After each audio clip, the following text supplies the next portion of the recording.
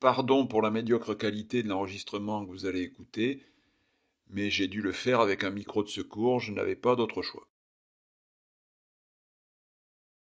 Steven Soderbergh fait partie des cinéastes que j'avais mis définitivement sur ma liste noire, après l'ennui que m'avait provoqué sa trilogie Ocean et son interminable pensum en 2 volets sur Che Guevara. Décision prise avant que la pochette de ce DVD ne cesse de me faire de l'œil à la médiathèque de mon quartier, DVD que visiblement personne ne louait jamais puisque je le voyais à chaque fois que je m'y rendais, c'est peut-être qu'il n'attendait que moi. Le visuel, avec ses têtes coupées de poupons, m'a donné envie de voir ça de plus près. D'abord, que signifie ce titre ? Bubble. Bulle, évidemment. Mais bulle de quoi ? Les réservoirs d'eau à l'arrière-plan de la maison de Martha, le personnage principal, quand elle part au travail le matin, les bulles de latex qui, lorsqu'il est dilaté, permet la mise en forme des poupons qu'elle fabrique toute la journée, mais surtout la bulle mentale dans laquelle sont enfermés les personnages du film. L'envie de voir le film a été suscitée du fait qu'il se passe dans un milieu social que le cinéma américain a rarement mis en valeur, celui de la working class, celle qui ne fait pas fortune en travaillant et qui est plutôt nuisible à l'image de ce qu'Hollywood cherche à nous vendre de l'Amérique. Cette classe sociale qu'on rencontre, pour ne parler que du cinéma contemporain, dans les films des frères Cohen, bien qu'elle soit souvent associée chez eux à la délinquance ou au crime. C'est le cas ici, mais le meurtre commis nous est présenté d'une manière tout à fait différente. La meurtrière ne tue pas par appât du gain, ni pour s'extraire de sa condition sociale, mais parce qu'elle est victime d'un trouble de la personnalité ou victime d'un phénomène surnaturel, mais dans un cas comme dans l'autre, elle n'a pas conscience de ce qu'elle a fait. Le film s'ouvre sur l'image d'une pelleteuse qui creuse une fosse dans un cimetière, pour nous indiquer que les personnages sont des morts en sursis, avant que Martha, filmée dans une lumière bleutée, un peu comme dans une morgue, se lève pour commencer sa journée. Martha vit avec son père grabataire, qu'elle aide à se lever et qu'elle laisse toute la journée devant la télé pendant qu'elle va travailler. La position des réservoirs d'eau au-dessus de sa maison est une première indication de son enfermement mental. Ils sont dressés au-dessus de sa tête, comme des engins volants qu'elle ne voit pas, mais qui semblent la surveiller. Sur le trajet qui la conduit au travail, elle récupère Kyle, son jeune collègue, qui lui vit seul avec sa mère. Kyle est un individu étrange, quasiment autiste. L'endroit où il travaille est un atelier où Kyle et Martha s'emploient à fabriquer des poupons de latex, chacun à une étape différente de la chaîne de fabrication. Kyle verse du latex liquide dans des moules qui mettent en forme les poupons, et Martha se charge de leur donner figure humaine en leur mettant des yeux et en leur collant des cheveux. À la pause déjeuner, ils échangent des propos ordinaires sur leur vie personnelle dans le cadre banal d'un travail alimentaire effectué sans passion, bien que les produits qu'ils fabriquent soient réservés à des ateliers de production qu'on rencontre assez peu. Martha est une femme en surpoids, Kyle est un jeune homme apathique et on a le sentiment qu'ils vivent en permanence dans un état intermédiaire entre l'éveil et le sommeil. La séquence où on les découvre en train de fabriquer des poupons ressemble d'assez près à une scène de torture. On appuie sur les yeux pour les enfoncer dans les orbites et Martha utilise un outil, sorte d'agrafeuse ou de pistolet à colle, qui percute le crâne du poupon pour y accrocher des cheveux. Mais ils effectuent ces gestes de manière tout à fait mécanique, comme s'ils étaient eux-mêmes des mannequins animés par une force invisible. À la fin de la journée, Kyle nettoie son poste de travail avec des gestes pareils à celui d'un assassin qui efface les traces de ses crimes. Mais il fait ça de manière tout à fait détachée, parce qu'il a l'habitude d'effectuer ce genre de travail, bien qu'il soit un employé encore très jeune. Sa journée terminée, il rentre chez lui, dans un mobil-home où il vit seul avec sa mère, laquelle, comme le père de Martha, est tout le temps assise devant la télé. Kyle va s'enfermer dans sa chambre, dont une fenêtre est occultée d'un rideau imprimé du pavé mosaïque, qui est un visuel typiquement maçonnique. Sur le mur opposé, une tapisserie affiche des motifs en forme de papillon qui évoquent les taches d'encre du test de Rorschach. Il les regarde en allumant sa cigarette et repose sa tête sur des coussins, eux aussi recouverts par un motif en damier. Dans cette séquence, on comprend qu'en effet, Kyle est bien un individu en état d'hypnose, sous emprise, programmé pour accomplir une tâche, fabriquer des poupons pour enfants, rentrer chez lui et dormir. De son côté, Martha assiste à un office religieux, quand tout à coup elle est plongée dans une sorte de transe, comme si elle était soudainement touchée par la grâce. La même lumière bleutée qu'au moment où elle se réveille, le matin, inonde son visage et la caméra se rapproche de son œil, sans doute pour nous signaler que cet état de grâce annonce sa disgrâce. Et cette lumière bleutée est une fausse lumière, une lumière artificielle qui évoque davantage la nuit que le jour. On ignore toutefois ce qui provoque chez elle cet état de transe, du fait qu'il n'y ait pas de contre-champ. Logiquement, c'est l'image du Christ. Mais comme on va le voir avec un autre symbole plus loin dans le film, il s'agit d'un détournement de l'image christique, pratique tout à fait commune aux membres des loges. Nous ne le savons pas à ce stade du film, mais Martha va devoir commettre un meurtre et nous comprendrons que cette transe qu'il a possédée durant la messe est une étape de sa programmation. Le film nous dit probablement que les forces occultes sont capables d'user de ruses jusqu'à se faire passer pour le message du Christ. La présence du damier sur le vêtement d'une fidèle placée derrière Martha ne nous a pas échappé. Revenons dans la chambre de Kyle. Le damier, symbole puissant de la force occulte maçonnique, est utilisé comme un double rideau qui l'empêche de voir à l'extérieur, tandis que la seconde fenêtre de sa chambre est fermée par un volet roulant, ce qui confirme que Kyle est bel et bien enfermé dans une bulle. Le lendemain, le chef d'équipe de l'atelier de fabrique des poupons présente aux employés une nouvelle recrue prénommée Rose, dont l'embauche est justifiée par un surcroît de travail temporaire. Martha remarque un échange de regards entre elle et Kyle, supposant qu'ils tombent sous le charme l'un de l'autre, mais le physique légèrement inquiétant de Kyle nous laisse soupçonner quelque chose de plus sombre. Suite à quoi, on voit Rose à son poste de travail, lequel consiste à placer les têtes des poupons fraîchement démoulés derrière un pochoir pour leur peindre les lèvres en rouge. Le pochoir est cependant un masque qui nous renvoie à notre vidéo précédente consacrée à Affreux, sale et méchant, où un enfant a posé sur le visage d'un autre enfant un masque semblable à celui-ci, tandis que dans une autre scène du même film, un enfant avait les lèvres maquillées, comme on maquille ici celle du poupon, et où une tête de poupon était, dans une troisième scène du film, accrochée à l'entrée de la cage où on enfermait les enfants pour les protéger de leurs éventuels prédateurs. De quoi revenir sur la question posée dans la dite vidéo: comment des metteurs en scène si différents en arrivent-ils à reproduire des motifs visuels à ce point similaires à autant d'années de distance? On a compris qu'il ne s'agit pas de figures de style liées à la grammaire cinématographique en général, une manière commune de filmer un paysage par exemple, mais d'utiliser des accessoires bien précis dans un contexte ciblé, en l'occurrence celui qui nous ramène à la petite enfance. On est aux États-Unis, dans le Midwest, mais le monde de l'entreprise, avec son réfectoire et sa salle de repos, y est le même que partout ailleurs, tout comme le mode de vie général des personnages. Rose, qui cumule 2 emplois, propose à Martha de la retrouver à la villa où elle va faire le ménage, quand elle a fini sa journée à la fabrique de poupons. L'endroit n'est rien de plus qu'une maison de la classe moyenne américaine, dans une zone pavillonnaire.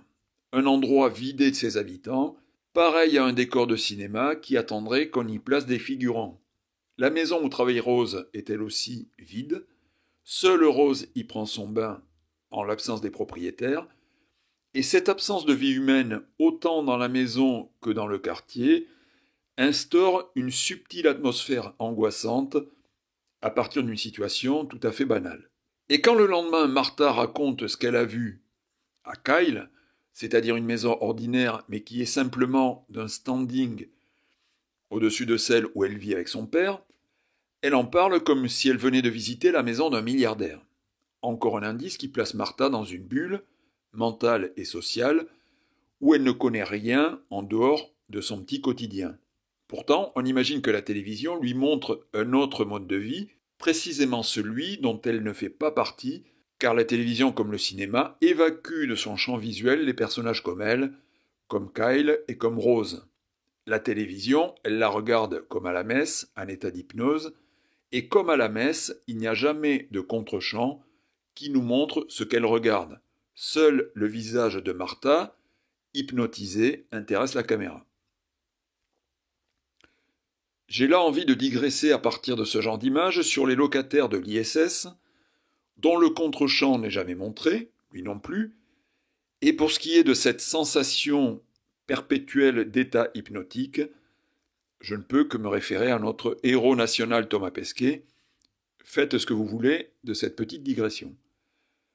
Revenons au film et au personnage de Kyle. Kyle est lui aussi dans ce même état d'hypnose, visiblement provoqué par les papillons qu'il regarde avant de poser sa tête sur les coussins mosaïques qui le feront dormir. Pour ceux qui l'ignorent encore, les papillons sont un marqueur très fort de la programmation MK-Ultra. Et cette programmation est très souvent liée, directement ou moins directement, à la problématique paternelle du personnage. Dans ce film, le père de Kyle, comme celui des enfants de E.T., s'est enfui du foyer familial.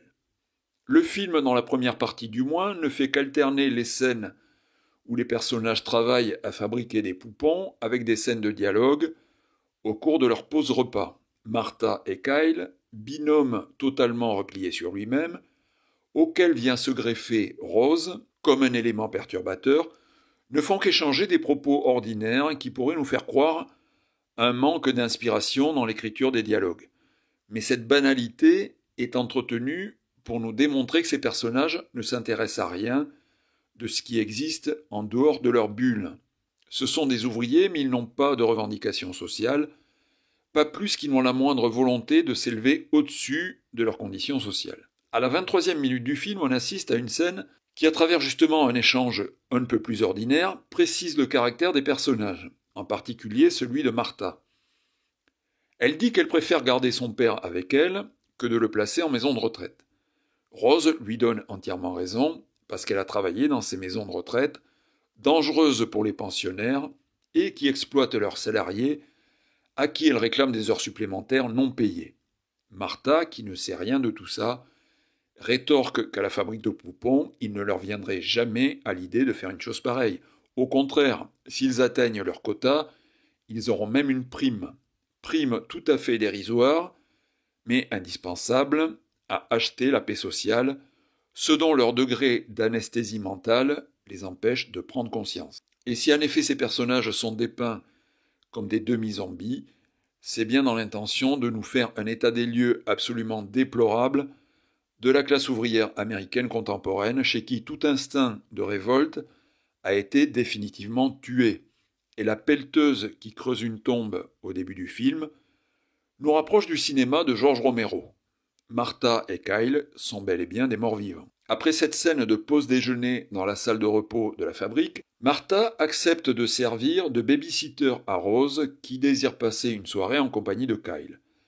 Pendant qu'on entend en off les recommandations que Rose donne à Martha pour s'occuper de sa fille en bas âge, la caméra balaie l'appartement où la présence de l'enfant est indiquée par ses jouets, mais l'absence de l'enfant dans le cadre nous donne l'impression qu'elle a disparu. Comme dans la séquence où Rose faisait le ménage dans une maison vide, on a le sentiment d'un décor qui attend l'arrivée des figurants. Ce qui sert à la fois à instaurer une atmosphère inquiétante dans un quotidien banal, autant qu'à développer cette idée que la réalité obéit aux mêmes lignes de force que la fiction, c'est-à-dire la présence d'une volonté extérieure qui contrôle et détermine tout, volonté occulte, bien entendu. Après qu'elle ait expliqué à Martha comment s'occuper de sa petite fille, Rose quitte l'appartement en compagnie de Kyle. Cependant, la fillette s'accroche à elle parce qu'elle ne veut pas rester avec Martha, comme si Martha lui faisait peur. Dans le bar où ils vont prendre un verre, Rose apprend de Kyle qu'il est victime de crises d'angoisse dont il ignore la cause, crises dont il ne sait pas comment les traiter efficacement.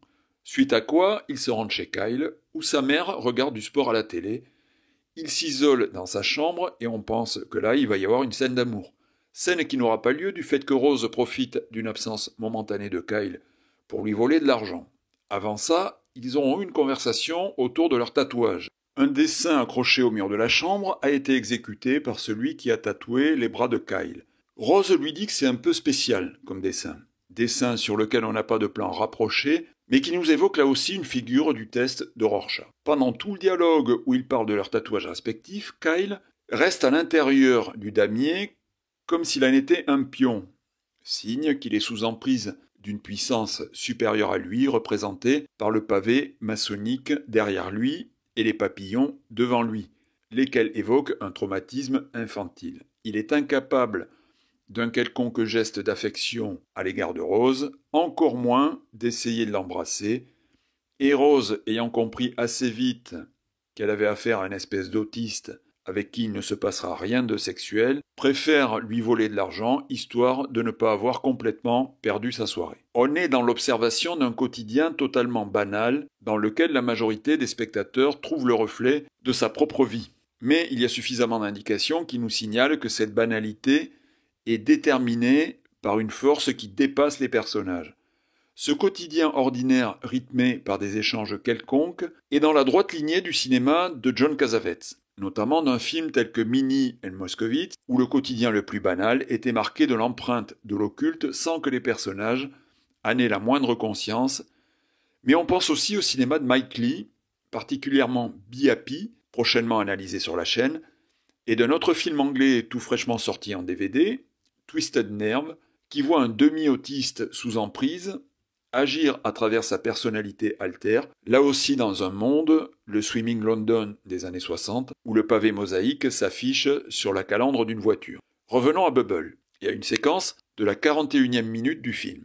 Rose et Kyle rentrent de leur soirée. Martha garde la fille de Rose chez elle. Mais Kyle dit à Rose qu'il ne veut pas venir avec elle dans l'appartement à cause de Martha qu'il trouve quelque peu bizarre. Martha qui, dans une scène du début du film, lui avait pourtant dit qu'elle était sa meilleure amie.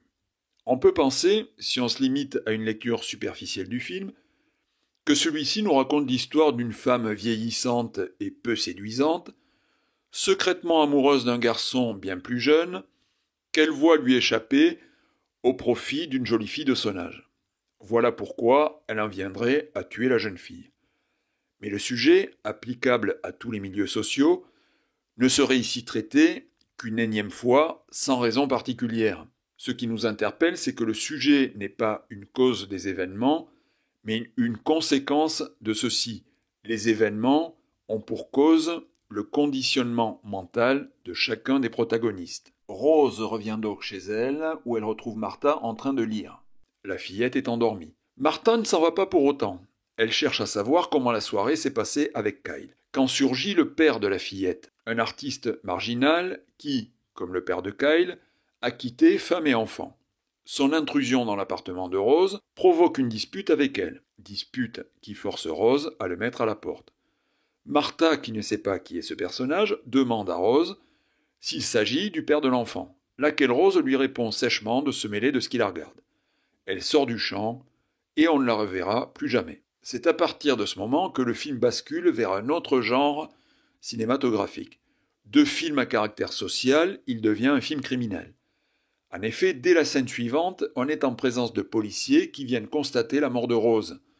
L'inventaire des blessures sur le corps de Rose nous apprend qu'il y a eu hémorragie des yeux. On pense alors à la manière dont Martha introduit les yeux dans les globes oculaires des poupons.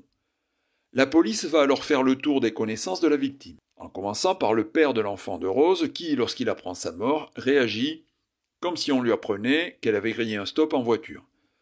On a vu qu'il pouvait s'enflammer pour des questions d'argent, mais il n'exprime pas plus d'empathie que Kyle et Martha. Quant à Kyle, chez qui le policier va rendre visite pour l'informer de la mort de Rose, il reste lui aussi totalement passif, mais nous aurons pu voir de plus près le dessin accroché au mur de sa chambre. Dessin que Rose trouvait spécial. Ça ressemble à de l'art africain. Toutefois, ceux qui ont une certaine culture cinématographique penseront automatiquement à l'homme-poisson de l'étrange créature du lac Noir. Dessin qui, selon ce qu'a dit Kyle à Martha, représente un tatouage fait par celui qui lui a aussi tatoué le bras. Ce qui nous ramène à la 21e minute du film, où le geste qui est demandé au comédien sert à nous montrer les tatouages en question. Il s'agit d'un homme-poisson. Le poisson qui se rattache bien évidemment à Jésus, qui avait le pouvoir de les multiplier. Mais comme l'image de Jésus était détournée dans une scène précédente pour matérialiser une possession occulte, le poisson est utilisé ici pour marquer un personnage aux sombres intentions. Entendons-nous bien, ce n'est pas le réalisateur du film qui détourne ces symboles. Il ne fait que décrire comment ces symboles sont détournés dans le monde qu'il nous propose d'observer.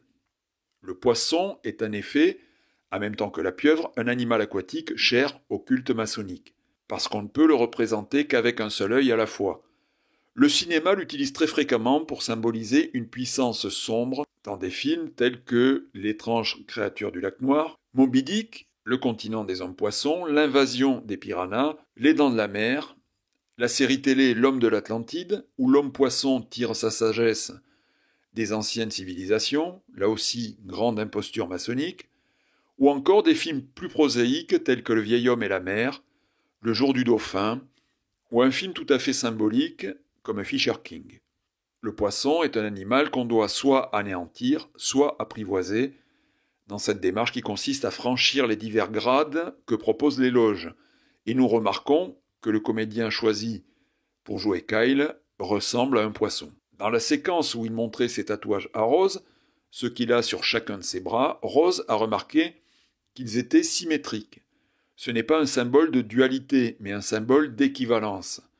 La dualité exprimée par les tatouages, on l'a trouvée dans La nuit du chasseur, où les mots love et hate tatoués sur les doigts de Robert Mitchum signifiaient le combat intérieur qu'il se livrait à lui-même, le bien ayant peut-être une chance de triompher du mal. Kyle, lui, n'a aucune chance. L'animal a un œil et présent sur chacun de ses bras, qui ne peuvent pas lutter l'un contre l'autre, ce qui explique sa perpétuelle attitude endormie. Avec la prime que l'entreprise donne à ses salariés lorsqu'ils atteignent leur quota de production, Kyle avait annoncé qu'il s'achèterait une canne à pêche. Canne à pêche que va lui offrir Martha en cadeau, en même temps que Kyle lui annonce la mort de Rose. Le seul moment où on a un contre-champ sur la télévision est celui où le lieutenant de police vient interroger Martha chez elle. Martha, qui est la seule à avoir manifesté de l'émotion à l'annonce de la mort de Rose.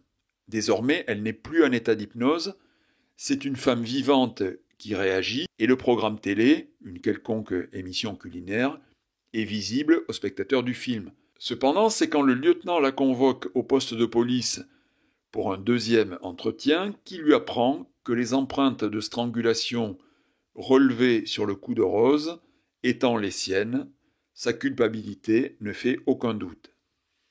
Il est évident que Martha n'a aucun souvenir de ce qu'elle a fait.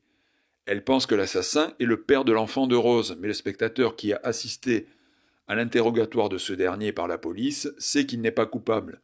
Martha a tué Rose sans savoir qu'elle l'a tué.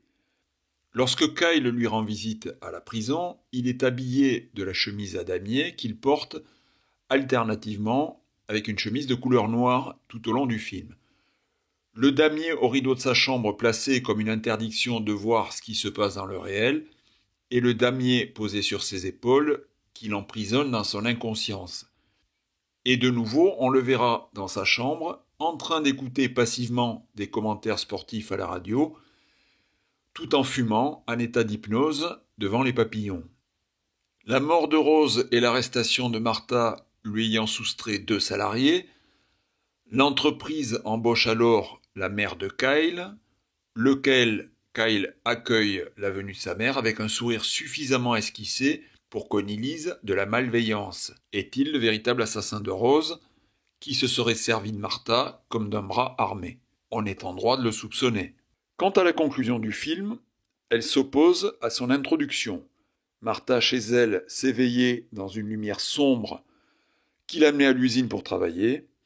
Martha, en prison, est réveillée par une lumière puissante, lumière divine cette fois-ci, qui lui montre l'image de ce qu'elle a réellement fait, l'isolement qui permet de voir l'horreur du monde dans lequel elle a vécu sans en avoir conscience. Les images qui illustrent le générique de fin sont faites d'images de poupons, mais ce ne sont pas du tout ceux qu'on a vus à l'atelier de fabrication. Il s'agit de visages meurtris, décolorés. Certains montrent une expression d'effroi. Une boîte nous montre des yeux, d'autres des corps sans tête et des membres arrachés. On est en droit de penser alors que si Martha et Kyle ont fait tout ce qu'ils ont fait dans un état d'hypnose, ils ont pu croire qu'ils manipulaient des poupons en latex, à défaut de voir qu'ils manipulaient des corps réels. Le surcroît de commande évoqué par le chef d'équipe pour justifier l'embauche de Rose, nous plongeant de ce fait au cœur de l'horreur.